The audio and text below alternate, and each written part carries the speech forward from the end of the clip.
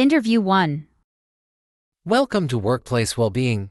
Today, we're discussing the importance of mental health in the workplace with Dr. Anna, a psychologist specializing in employee wellness. Dr. Anna, thank you for joining us. Thank you for having me. Mental health is becoming a more prominent topic in many companies today. Can you explain why it's so important to address mental health in the workplace? Mental health is just as important as physical health when it comes to workplace well-being. When employees are mentally healthy, they are more productive, creative, and engaged in their work. On the other hand, poor mental health can lead to burnout, reduced productivity, and higher rates of absenteeism. It's important for companies to create an environment where employees feel supported and can manage stress effectively. What are some signs that an employee might be struggling with their mental health? There are several signs to look out for. If an employee is frequently absent or late, has difficulty concentrating, or shows a lack of motivation, these could be indicators of mental health issues. Additionally, changes in behavior, such as becoming withdrawn or irritable, can also be signs that someone is struggling. Managers should be aware of these signs and offer support where needed. How can companies support the mental health of their employees? There are several ways companies can support mental health in the workplace. One important step is providing access to mental health resources, such as counseling services or employee assistance programs. Encouraging a healthy work-life balance is also crucial. Companies should promote flexible working hours and allow employees to take breaks when needed. Finally, creating an open and supportive work environment where employees feel comfortable discussing their mental health can go a long way in preventing burnout. What advice would you give to employees who are feeling overwhelmed? My advice would be to reach out for support, whether it's from a manager, colleague, or mental health professional. It's also important to take breaks and practice self-care. Simple things like getting enough sleep, eating well, and taking time for hobbies can make a big difference in managing stress. Interview 2. Welcome to Green Living. Today, we're joined by Mr. Daniel, an expert in sustainable transportation, to discuss the future of transportation. Mr. Daniel, thank you for being here. Thank you for having me. As cities around the world continue to grow, transportation is becoming a critical issue. Can you tell us about the importance of sustainable transportation? Sustainable transportation is essential for reducing carbon emissions and combating climate change. Traditional forms of transportation, such as cars and trucks, rely on fossil fuels, which contribute significantly to pollution. By shifting to sustainable options like electric vehicles, public transportation, and cycling, we can reduce our environmental impact while also improving urban mobility. Sustainable transportation also leads to cleaner air and healthier communities. What are some advancements in sustainable transportation technology? There have been many advancements in recent years. Electric vehicles (EVs) have become more efficient, with longer battery life and faster charging times.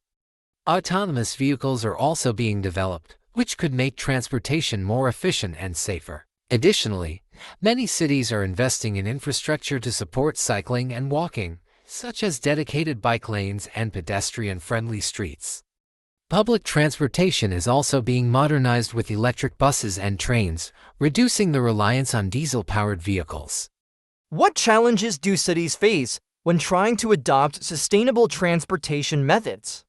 One of the biggest challenges is cost. Building the infrastructure for electric vehicles, bike lanes, and public transportation requires significant investment. Another challenge is public perception. Many people are resistant to change, especially if they are used to driving cars. It's important to educate the public about the benefits of sustainable transportation and provide incentives for people to adopt new methods of travel. What do you see as the future of sustainable transportation? I believe that cities will continue to prioritize sustainable transportation options. We'll likely see more electric vehicles on the road, as well as increased use of public transportation and cycling. Autonomous vehicles will also play a role in reducing traffic congestion and making transportation more efficient. Ultimately, the future of transportation will be cleaner, greener, and more efficient. Interview 3. Welcome to Education Today. We're discussing the role of technology in education with Ms. Sarah, a specialist in educational technology. Ms. Sarah, thank you for joining us.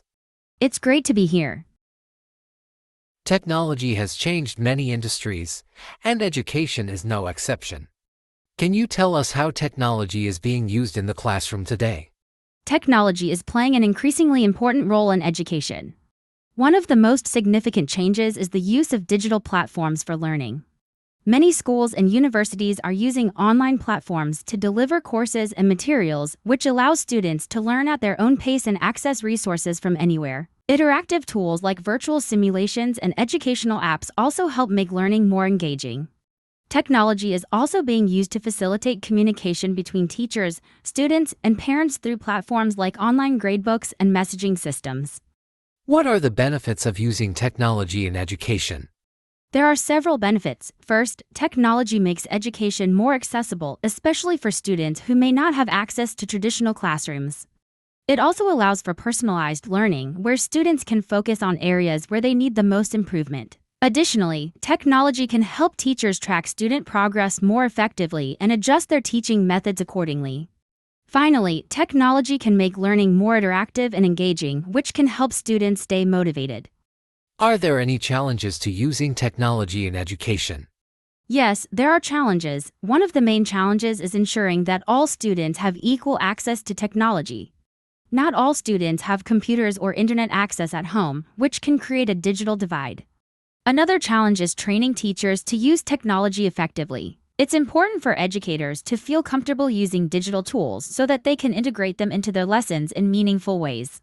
Additionally, there's the risk of students becoming too dependent on technology and losing important critical thinking and problem-solving skills. What advice would you give to educators who want to incorporate more technology into their teaching? My advice would be to start small and focus on tools that can have an immediate impact on student learning. It's also important to provide training and support for teachers so that they feel confident using the technology. Lastly, make sure that technology is used to enhance learning, not replace traditional teaching methods entirely.